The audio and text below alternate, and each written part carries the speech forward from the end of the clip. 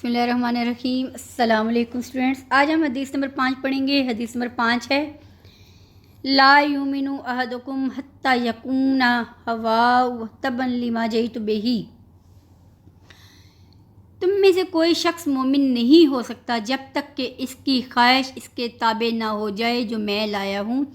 لفظی ترجمہ دیکھتے ہیں۔ لا یؤمن نہیں ہوگا مومن احدکم تم میں سے کوئی ایک، حتی یہاں تک کہ یکون ہو جائے ہوا اس کی خواہش تبعا تابع لما جئتو جو میں لایا ہوں، بہی اس ساتھ اس کے۔ اس طرح سے آپ وسلم کا فرمان ہے کہ کوئی شخص اس تک مومن نہیں ہو سکتا جب تک کہ اس کی خواہش اس تعلیم کے مطابق نہ ہو جائے جو میں لایا ہوں۔ کہ وہ تعلیم کیا ہے؟ وہ تعلیم ہے قرآن پاک اور اطاعت رسول۔ تو اس طرح اس حدیث کا موضوع نبی پاک صلی اللہ علیہ وسلم کی اطاعت ہے۔ انسان کی فطرت میں نیکی یا بدی دونوں کا شعور رکھا گیا ہے، اس لیے اسے چاہیے کہ وہ ارادہ اور اختیار کے باوجود برائی کے کاموں سے اجتناب کرے، اور دوسرا یہ کہ اپنے جذبات، احساسات اور خیالات کو اللہ اور اس کے رسول کی مرضی کے مطابق ڈھالے۔ اگر کوئی شخص ایسا نہیں کرتا تو گویا وہ ایمان کی لذت سے ناآشنا ہے، ناواقف ہے۔ جب ایمان کا ارادہ کیا جاتا ہے، جب اسلام قبول کیا جاتا ہے یا جو مسلمان ہے اس کے ایمان کی بنیاد ہی کلمہ طیبہ اور اللہ تعالیٰ اور اس کے رسول کی محبت ہے۔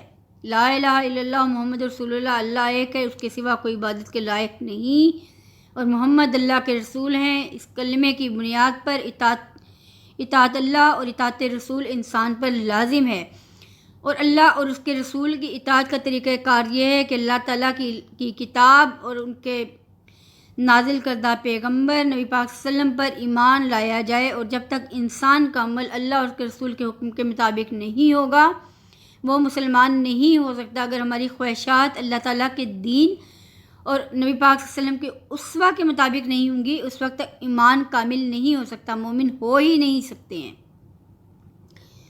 اس لیے آپ وسلم کی خواہش کے مطابق تعلیم اور آپ وسلم کے اسوہ پر عمل پیرا ہونے میں ہی انسان کی بھلائی ہے۔ جب اللہ تعالیٰ نے انسان میں نیکی اور برائی کا شعور رکھ دیا ہے تو برائی سے اجتناب کرنا لازم ہے۔ اللہ تعالیٰ نے انسان کو باقی مخلوقات پر اس لیے فضیلت دی کہ اللہ نے اس کو علم عطا کیا۔ اگر انسان علم، عقل و شعور رکھنے کے باوجود نیکی کا رستہ منتخب نہیں کرتا تو وہ شرعی دواب ہے۔ ایسے لوگوں کو بدترین جانور کہا گیا قرآن پاک میں۔ اس لیے اپنی خواہشات کو آپ صلی اللہ علیہ وسلم کے احکامات کے مطابق ڈھالنا لازم ہے، اور اگر کوئی شخص یہ نہیں کرتا تو اس کا ایمان کامل نہیں ہو سکتا۔ اسوہ حسنہ میں ہی انسان کی دنیا اور آخرت کا راز پوشیدہ ہے۔ نبی پاک صلی اللہ علیہ وسلم نے فرمایا کہ تم میں سے کوئی شخص اس وقت تک کامل مومن نہیں ہو سکتا جب تک اس کی خواہش میرے حکم کے تابع نہ ہو جائے۔ تو اس سے معلوم یہ ہوتا ہے کہ محبت ہم سے تقاضا کرتی ہے کہ اللہ اور اس کے رسول سے محبت میں کسی کو شریک نہ ٹھہرایا جائے۔ تمام رشتوں سے بڑھ کر آپ صلی اللہ علیہ وسلم سے محبت کی جائے، آپ صلی اللہ علیہ وسلم کی اطاعت کی جائے۔ اگر اطاعت الہی اور اطاعت رسول میں کمی رہ گئی تو نہ ایمان مکمل ہوگا اور نہ ہی اعمال قبول ہوں گے۔ تو کہہ دیجئے کہ اگر تم اللہ سے محبت کرتے ہو تو میری اتباع کرو، اللہ تم سے محبت کرے گا اور تمہارے گناہ بخش دے گا۔ اللہ تعالیٰ بخشنے والا مہربان ہے۔ یہ اللہ تعالیٰ کا ارشاد باری تعالیٰ ہے۔ محبت الہی اسوہ رسول کی پیروی ہی کا نام ہے۔ اطاعت میں مکمل سپردگی درکار ہوتی ہے۔ ظاہری عمل کے پیچھے دلی چاہت اور قلبی میلان کا ہونا لازم ہے، وگرنہ یہ عمل منافقت بن جائے گا۔ ارشاد ہے جی تمہارے رب کی قسم، یہ لوگ اس وقت تک ایمان والے نہیں ہو سکتے جب تک کہ اپنے تنازعات میں آپ صلی اللہ علیہ وآلہ وسلم کا حکم نہ مان لیں، اور پھر یہ کہ جو فیصلہ آپ صلی اللہ علیہ وآلہ وسلم کریں اس پر تنگ دل نہ ہوں بلکہ اسے پورے دل سے تسلیم کریں۔ اس لیے اطاعت و اتباع کی عملی شکل ہم سے ایمان کا تقاضا کرتی ہے، اور وہ تقاضا یہ ہے کہ آپ صلی اللہ علیہ وسلم کے اسوہ پر عمل پیرا ہوا جائے۔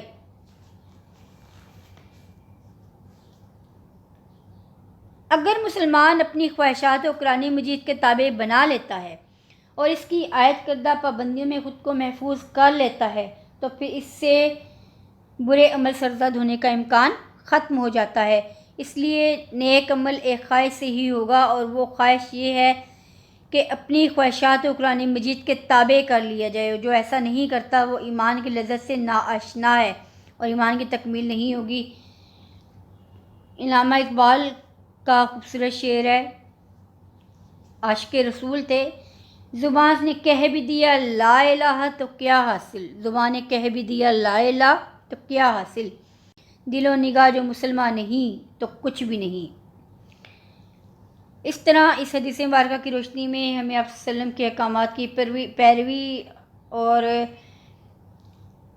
قرآن مجید کی تعلیمات پر عمل پیرا ہونے کا درس ملتا ہے۔ ہم تبھی کامل مومن بنیں گے جب ہم شریعت پر عمل کریں گے، جب ہم اللہ اور اس کے رسول کے بتائے ہوئے راستے پر چلیں گے۔ اللہ تعالیٰ مجھے اور آپ سب کو ایمان پر کامل رکھے اور اس حدیث مبارکہ کی روشنی میں ہمیں اپنی اصلاح کرنے کی توفیق عطا فرمائے۔ کوشش کیجئے کہ اپنی زندگیوں کو اسلامی اصولوں کے مطابق ڈھالیں، قرآن مجید کو اپنے لیے مشعل راہ بنائیں اور نبی پاک صلی اللہ علیہ وسلم کے اسوہ حسنہ پر چلیں، کیونکہ قرآن مجید پر عمل پیرا اور آپ صلی اللہ علیہ وسلم کے اسوہ پر عمل پیرا ہونے میں ہی دین و دنیا کی بھلائی پوشیدہ ہے۔ نیک دعا کے ساتھ، اس امید کے ساتھ کہ انشاءاللہ تعالی ہمارے راستے سنوریں گے اور ہم ایمان پر کامل ہوں گے۔ آمین ثم آمین۔